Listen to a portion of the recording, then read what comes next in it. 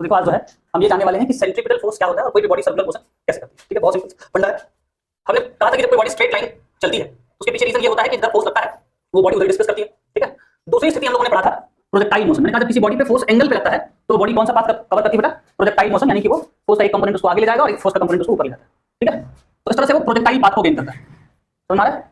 लेकिन अगर किसी बॉडी के ऊपर फोर्स उसके प्लेन के परपेंडिकुलर लगे, मान लो ये इसका प्लेन है तो उसके प्लेन के अगर परपेंडिकुलरली फोर्स लगा रहे हैं, मान लीजिए यहाँ इसको हिंज करके जोड़ करके, तो बॉडी कौन सा मोशन करना पसंद करेगी बेटा? Circular motion. दुनिया में कोई भी बॉडी हो अगर उसके प्लेन के परपेंडिकुलर अगर फोर्स लगता है, फॉर एग्जांपल आप सोचिए किसी गाड़ी के स्टीयरिंग को ही आप मोड़ना चाहते हैं तो एक्चुअली में आप किसी एंगल पे से फोर्स लगाते हैं तो फोर्स का एक कंपोनेंट इधर चला जाता है, that is what f cos theta, और एक f sin थीटा जो कि इसके प्लेन के परपेंडिकुलर है तो उसको रोटेट करने के परपेंडिकुलर है तो उसको रोटेट करने की कोशिश करता है। यानी हर बार कोई भी बॉडी दुनिया में अपने एक्सिस के अलोंग रोटेट करती है, रोटेशनल मोशन करती है या सर्कुलर मोशन करती है, तो उसके पीछे रीजन क्या है? उसके एक्सिस से कुछ दूरी पे परपेंडिकुलर फोर्स लगाया जाता है जिससे कि वो अपने एक्सिस के अलोंग क्या करती है? रोटेट कर लेती है। कुछ ऐसा ही हम जब साइकिल चलाते हैं तो भी होता है, क्या बाइक चलाते हैं तो होता है। बाइक चलाते चलाते जैसे ही हम किसी मोड़ पे मुड़ते हैं अपने आप मुझे क्या करना होता है? मुझे अपने रफ्तार को कम करना पड़ता है। अगर अपना रफ्तार नहीं कम करेंगे तो एक भुतहा फोर्स, जिसको हम फिजिक्स की भाषा में स्यूडो फोर्स कहते हैं, ठीक है, वो उसके ऊपर लगेगा और तुमको उठा के पटक डालेगा या खेत में चले जाओगे। ठीक है, लेकिन अगर रफ्तार कम कर लोगे, एक व्यक्ति है, कह सकते हो कि एक भूत है जो रफ्तार जैसे ही तेज होगा तुमको उठा के पटक देगा, लेकिन अगर तुम्हारा रफ्तार अगर स्लो रहा तो वो ऐसा नहीं, हरगिज होने नहीं देगा, तुमको आराम से लेके जाओ, मोड़ से निकल लो। फॉर एग्जाम्पल समझते हैं, जैसे मान लो कोई व्यक्ति है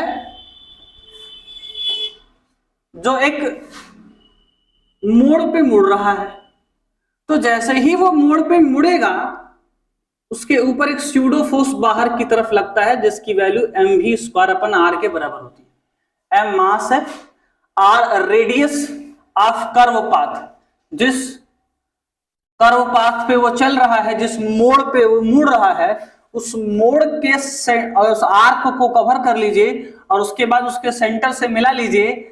ठीक है, तो जो दूरी मिलेगी उसकी बॉडी से उसको रेडियस कहेंगे। इसीलिए देखिएगा जो एक्सप्रेसवे होते हैं वहां मोड़ बहुत क्या होता है? मोड़ बहुत लंबा होता है। क्यों? क्योंकि हम क्या चाहेंगे? हम चाहेंगे कि भुतहा फोर्स कम लगे। तो भुतहा फोर्स कम लगने के दो तरीके, या तो रफ्तार कम कर दें, वैसा तो नहीं है कि मोटरसाइकिल लेके चल रहे हैं और मोड़ पे आते हैं उसमें का इंजन निकाल के बाहर फेंक देंगे, हाँ, या चक्का निकाल के फेंक देंगे, या कार लेके आ रहे हैं तो कार का सीट उठा के फेंक देंगे या फिर बाद में लगा लेंगे, ऐसा तो नहीं। तो मास तो बदलने वाला है, मास तो फिक्स रहेगा। बदल क्या सकते हैं? या तो वेलोसिटी या तो परमानेंटली रेडियस बदला जाए।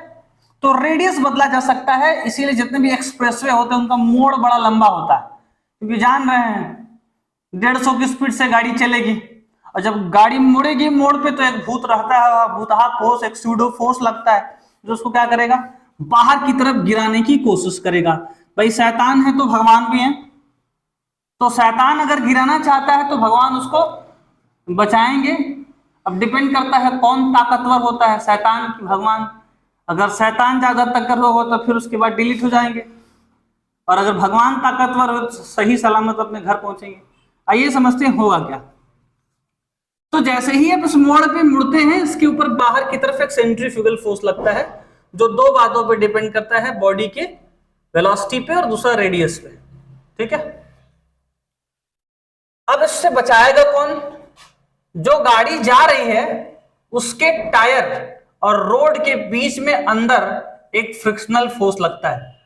टायर और रोड के बीच में क्या लगेगा? एक फ्रिक्शनल फोर्स लगेगा। और अगर मान लो कार नहीं है, मोटरसाइकिल है, तो आदमी क्या करता है? थोड़ा ऐसे भी हो लेता है। तो जब ऐसे हो लेता है तो उसके mg का एक कंपोनेंट भी उसको मिल जाता है जो क्या करता है? उसको इस सेंट्रीफ्यूगल फोर्स से बचा लेता है।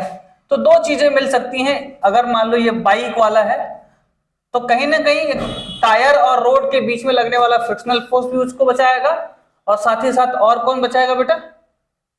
हाँ जी, उसके बॉडी का mg का जो कंपोनेंट है वो भी उसको बचाने की कोशिश करेगा।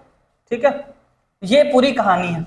अब आइए इस चीज को एक एक्सपेरिमेंटली समझते हैं होता क्या होगा। देखिए एक बात समझिए, सेंट्रीपिटल फोर्स कोई फोर्स होता नहीं है, इस बात की गंभीरता को समझना पड़ेगा।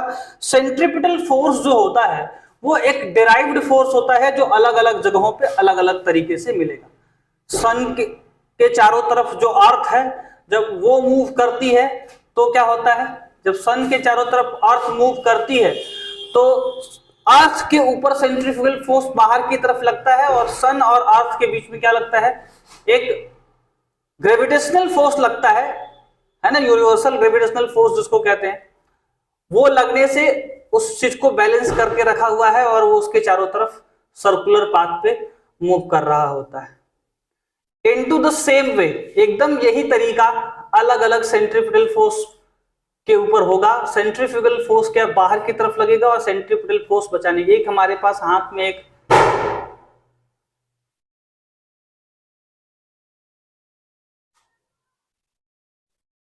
ये हमारे पास एक धागा है और ये हमारे पास एक जुगाड़ बनाया हूं जिसे हम सेंट्रीपिटल फोर्स और सेंट्रीफ्यूगल फोर्स समझने वाले हैं। हम इसको क्या करेंगे, रोटेट कराएंगे। तो रोटेट कराएंगे तो अब इसके ऊपर देखिए सेंट्रीफ्यूगल फोर्स बाहर की तरफ लग रहा है। भाई हेलमेट लगा लें क्या हम, ये गिरेगा तो कुछ भी हो सकता है। अब अगर जैसे जैसे रफ्तार बढ़ाते जाएंगे वैसे वैसे v की वैल्यू बढ़ती जाएगी और जैसे जैसे v की वैल्यू बढ़ती जाएगी वैसे वैसे क्या होगा, धागे में टेंशन बढ़ता जाएगा। क्योंकि सेंट्रीफ्यूगल फोर्स ज्यादा होगा तो ये धागा इसको क्या करेगा, ये जो धागा लिए हैं ये धागा इसको सेंट्रीपिटल फोर्स प्रोवाइड करेगा। धागे में जो टेंशन है वो एज ए सेंट्रीपिटल फोर्स यानी कि इसको इस बुधाव फोर्स से बचाएगा। एक समय ऐसा आएगा कि इसका रफ्तार जितना ज्यादा कर देंगे उतना ज्यादा वो क्या होगा बेटा, एक समय ऐसी स्थिति आएगी कि ये टूट के अलग हो जाएगा, यानी बुधाव फोर्स डोमिनेंट हो जाएगा और इसको गिरा सकता है। मैं रिस्क लेने जा रहा हूं, मेरा सर भी फूट सकता है, लेकिन आपको पढ़ाने के लिए ऐसा करने जा रहा हूं। टूट गया, कहां गया भाई? तो देखिए ये जो है ये दोनों अलग हो गए। इसके पीछे वजह क्या होगा, जैसे ही हम इसको रोटेट कराए v की वैल्यू बढ़ी, रेडियस तो फिक्स था तो v की वैल्यू बढ़ी तो सेंट्रीफ्यूगल फोर्स बढ़ा और इस धागे की जो है लोड झेलने की ताकत कम है। तो जैसे जैसे फोर्स बढ़ता गया एक समय ऐसा आया जब ये धागा उस लोड को झेल नहीं पाया, यानी कि specific amount of centripetal force नहीं लगा पाया, यानी भगवान जो है भूत से कमजोर पड़ गए और आज हमारा सर फूटने से बच गया। ये